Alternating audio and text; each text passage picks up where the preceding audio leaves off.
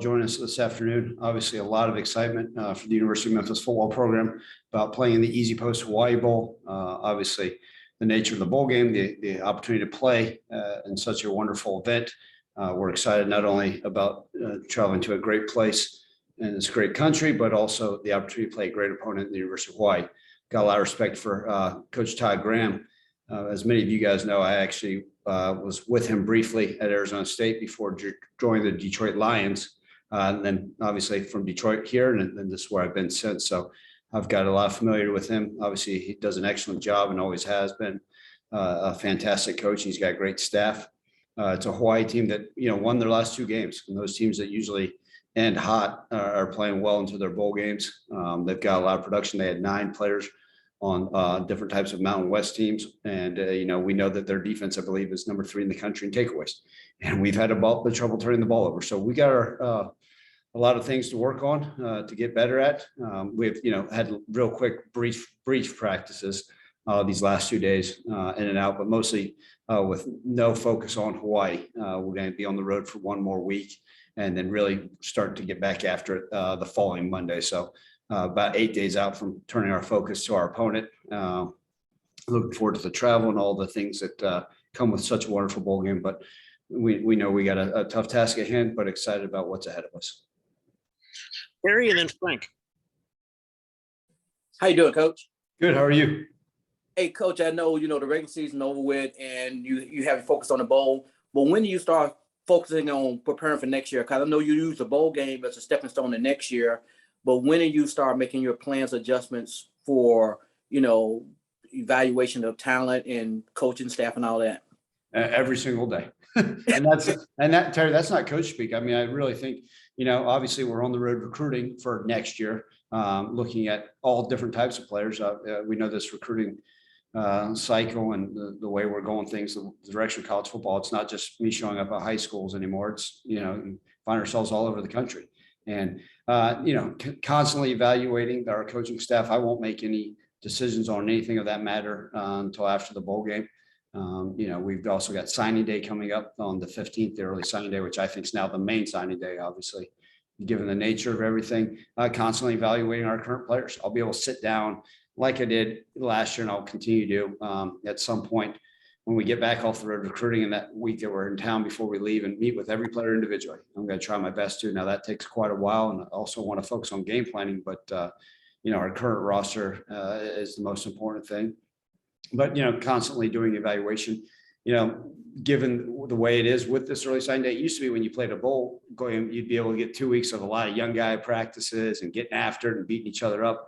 Well, that's not necessarily the case anymore. We'll get a little bit of extra work with them, but really we're only going to get that 1 week of work before heading off to Hawaii. So the preparation, I'm constantly watching film and studying guys, not just watching one position at practice, making my evaluations.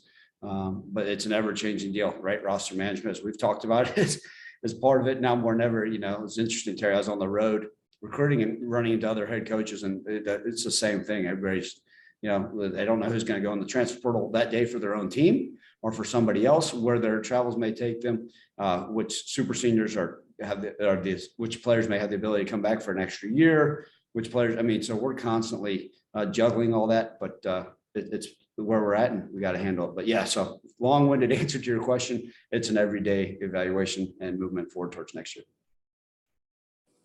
Frank and then Evan. Ron, how do you gauge, and not just Calvin Austin, but, players who are dealing with injuries, through the season? What's the conversation, about this game, whether they're going to play or not play or so on?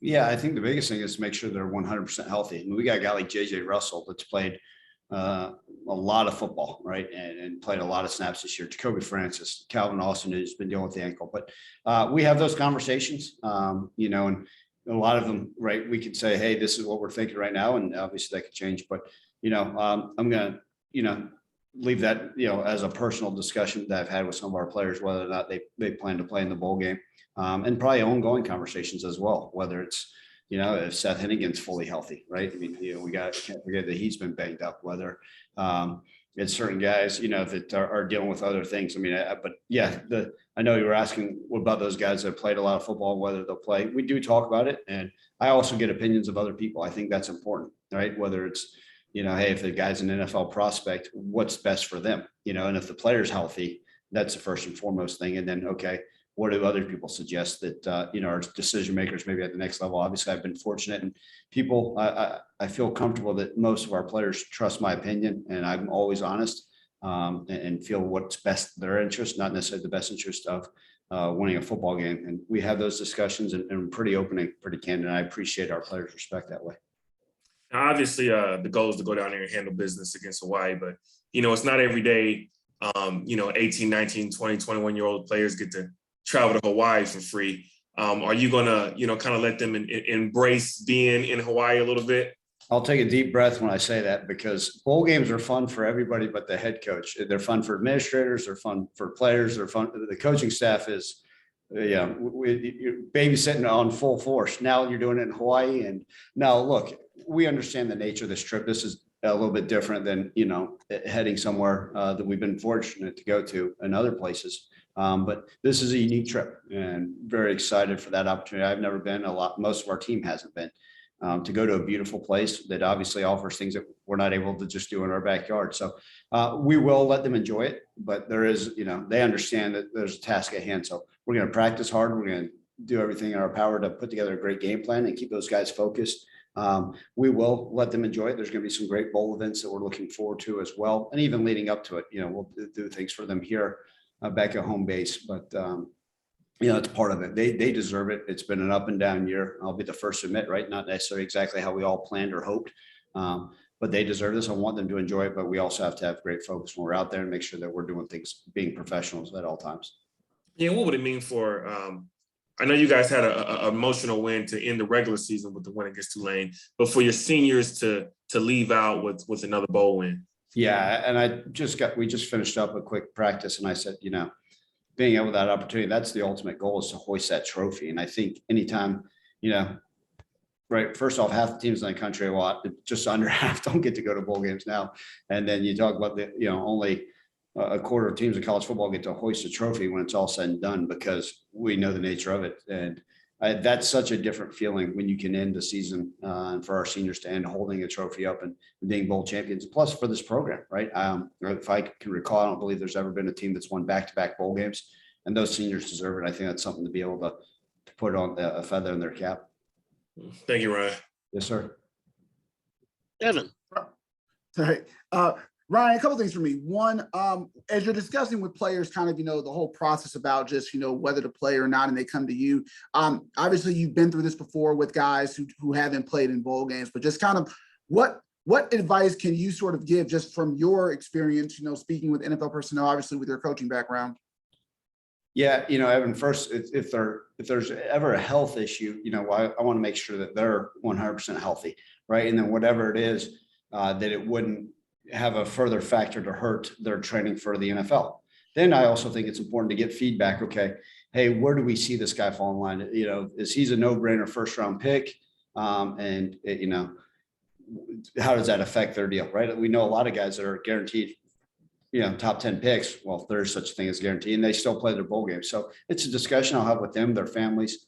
Also the idea of, okay, does it help or hurt them? Because, Evan, the biggest thing is that if a guy's not necessarily a first or second round pick, the very first question they'll get asked is, why didn't you play in the bowl game? And that's, I've been in those rooms. I asked the same thing because, well, why didn't you play in the bowl game? And if it's a legitimate reason, sure. But that's just the way it is. And so there's all those things. I'll factor that in. I've been fortunate to have relationships with, coaches and general managers in the NFL and scouts, and kind of get their feedback on it. And, sometimes if they say, hey, it has no effect on their draft status, or if they say, hey, some of these general managers prefer, it's, the age old question, are we going to take an opt-out guy or a guy that didn't, and a lot of that's how they weigh certain things. But I'll constantly ask those hard questions of those people involved in this. And when I sit down with the families or have those discussions, whether it be face-to-face with a prospect or, just discussing certain things, what do they need? What are they looking for? And if it makes sense, and if it does make sense for them to play, I encourage it, because ultimately that may be better for the team. But if it doesn't, and it could hinder them or It doesn't matter in their draft status. It all depends. Ultimately, I still believe in the team game and doing everything we can for the team. But all those discussions, we throw out every variety of topic out there. All right. Second question for me. I know since we probably won't talk to you until signing day next week or on the 15th. So I'm just kind of curious, what's it like, one, how are things different this year? I know last year things were tricky because of obviously guys coming back, the extra year in there. Now you guys haven't had this for year two. So what's different about, roster management, tightening up this class? What's more different about this, this process now than say a year ago? Well, a year ago, we weren't allowed to leave, right? COVID. I mean, we weren't able to, COVID restrictions. So it's a totally different deal. I mean, we're first time able to step foot in a high school and sit down and shake hands with a high school coach. It's quite a different deal. I mean, with the way all this works, I mean, we had prospects that showed up in January. They'd never seen us face to face and shook a hand. They had these conversations. So it's a totally different deal. And then with the roster management, right? I've got to sit there and say, okay, is player X coming back? Well, if he is, then guess what? I can't bring this guy or I can't sign him on December 15th because I've got this spot already filled for a guy. So I have to have those conversations. And look, there's no guarantee of anything. And yeah, I kind of mentioned this, which I think is unique. And I think it's really important that everybody understands this. The NCAA allowed it a +7. So if you lose 7 players to transfer the NFL, you're allowed to add 7 additional players. So if you look at the 25 initial +7, that allows 32 signees. If you had done it, depending on how many initials you lost the year before, all that stuff. So reality, what we're seeing, and it's technically not right, but I've talked to college coaches that are going and cutting guys off their roster that are either low character, low GPA, not good enough, because if you lose 7, you can go add 7. And everybody thinks they can go find 7 better players in free agency than maybe the 7 that's part of it. And that's where we're at with this whole deal. And it's tricky. It's quite different. It's interesting. But that's where we are. I could wake up tomorrow and a player Q could go in the transfer portal. And now I said, well, now I need this position and I got to hurry up and go on the road and change my plans. Instead of Wednesday being in this city, I've got to change and go find this player here. So it's quite different. Look, I'm not complaining. I love my job, but it's changed dramatically. And when I say the job's changed tremendously since I took this job, just over almost just over 2 years ago, it has. And, in fact, I had the good fortune of running into Coach Norvell, and we were both laughing about like, man, who would have ever thought our first month on the job would have been the easiest? And now it's completely changed in a different direction and the way we got to do certain things. And that's the sentiment of all coaches. But I've constantly keep a roster on me, constantly looking at scholarship numbers, the transfer portals live and well, as you guys have seen. I don't want to, I'm sure some of you guys will know better. Brian probably knows better than all of us, but I believe there's over 1,600 kids that are in it right now, and as we speak, there's probably somebody that's gone in the last 15 minutes. So constantly aware of that. And it's a different deal for sure.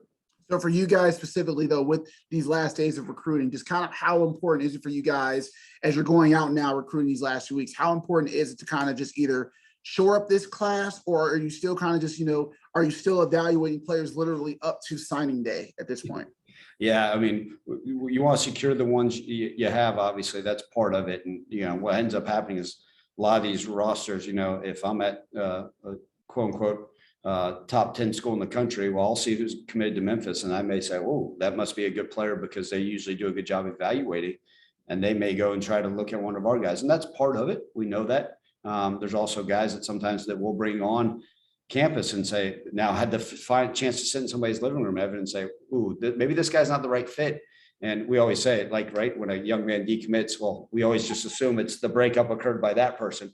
And maybe it's a school that's not interested in the guy because of a character issue, or they had something they met, or they didn't enjoy being around them. So it goes both ways. So we're constantly evaluating our guys and, the recruits, and it's a different deal, but we have to keep it right. Because if a guy goes in the portal on Thursday, I'm going to do everything in my ability to bring him on an official visit that Friday. And it's all the way up until December 15th. And then guess what? Guy continue to recruit December 16th without signing funny. It's, that just, you got to constantly be recruiting. It's an everyday deal. And that's not coach speak. It's just a reality. Thanks. Brian and then Terry. Question on recruiting as well. With the as many people are transferring, sometimes you'll have a kid that was at school A transferred to school B. Now they're in the portal again. is it still a rule where they can still transfer to school C and play right away, or would they have to sit out a year? They would have to say a year unless they're a grad transfer. So Gotcha. at least Okay. as far as it was, the ruling was this morning now. I think that one of the reasons was so they could stop with all the waivers. So guys just couldn't transfer from school to school now. That's what it's supposed to be. Who the heck knows? Terry? Hey, Coach, I got a couple questions. First, anybody with new scholarships that's on the roster for his walk-ons? Yeah, so right now I'm not going to put in on part of it with this roster management is I don't know where our numbers are, and so I really believe, Terry, to be frank with you, that most of our new scholarships will probably come in the summer because then the dust settles a little bit. And just so you guys know, starting May 1st, anybody that transfers after that, it has to sit for a year. So even if it's a one-time transfer. So that's maybe when I'll have an understanding of what my roster looks like.